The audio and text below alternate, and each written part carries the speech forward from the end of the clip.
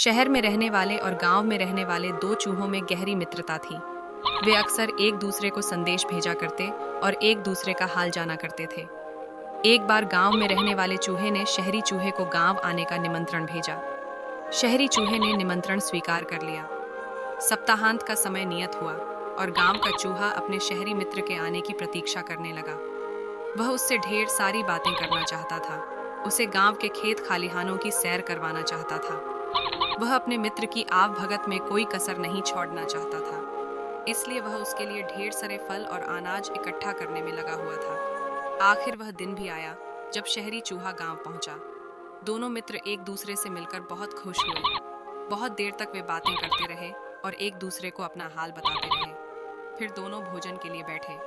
भोजन में गांव के चूहे ने अनाज और फल परोसे, जिसे खाकर दोनों ने आराम किया। शाम को गांव का चूहा अपने शहरी मित्र को गांव दिखाने ले गया। शहरी चूहा वहां के खेत खलिहान देखकर आनंद से भर उठा। वहां की शुद्ध हवा में श्वास लेकर उसका मन प्रफुल्लित हो गया। गांव का चूहा बोला, गांव का वातावरण और वायु शुद्ध है, जो तुम्हें शहर में शायद ही नसीब होती होगी मित्र। शहरी चूहा शहर की समस्याएं जानता था। वह वर्षों से वहां रहा था, लेकिन गांव के चूहे मित्र की यह बात उसे बुरी लग गई। हालांकि वह कुछ बोला नहीं।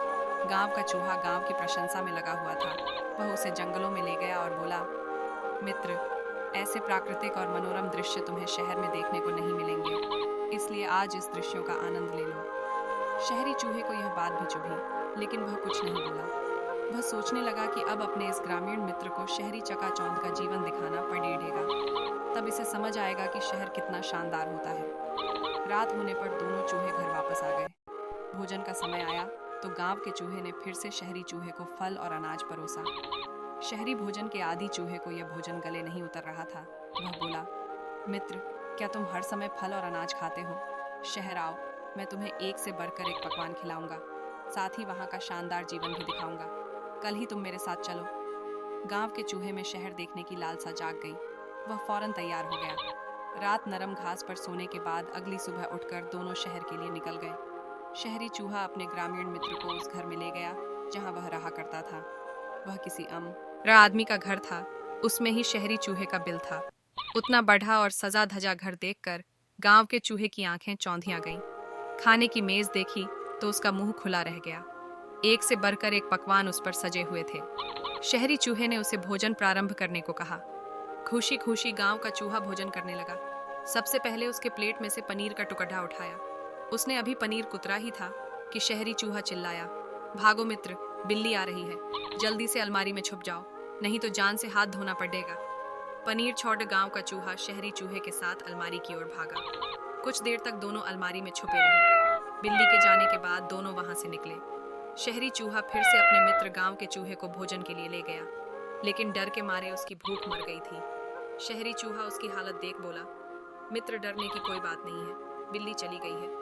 वैसे यह शहरी जीवन का हिस्सा है, यहाँ यूं ही जीवन जीते हैं। लो केक खाकर देखो। गांव के चूहे ने केक का टुकड़ा ले लिया, लेकिन इसके पहले वह उसे मुंह में डाल पाता, शहरी चूहा चिल्लाया, भागो मित्र, कुत्ता आ गया है। दोनों फिर से भागकर अलमारी में जा छुपे। शहरी चूहे ने बताया कि उस घर के मालिक ने एक कुत्ता पाला हुआ है जो बड़ा भयानक है, उससे बचकर रहना पड़ता है। गांव का चूहा बहुत ज्यादा डर गया था। अलमारी से बाहर आने के बाद वह एक क्षण भी वहां नहीं रुका। वह बोला, मित्र, मुझे जाने दो, ये शहरी जीवन मुझे तो रास नहीं आता। यहाँ तो हर समय सिर पर खतरा मंडराता रहता है, इससे तो गांव ही भला। फिर वह गांव की ओर चल पड़ीढ़ा और गांव पहुंचकर ही दम लिया। वहां पहुंचकर वह सोचने लगा, जगह वही अच्छी है जहां जीवन सुरक्षित है। अमन चैन का साधारण जीवन ऐसे ऐशो आराम के जीवन से बेहतर है जो खतरों से भरा हुआ है। हम ऐसे और ढेर सारे मजेदार कहानियां हमारे चैनल पर अपलोड किए हैं। आप जाके सारे कहानियों का मजा ले सकते हैं।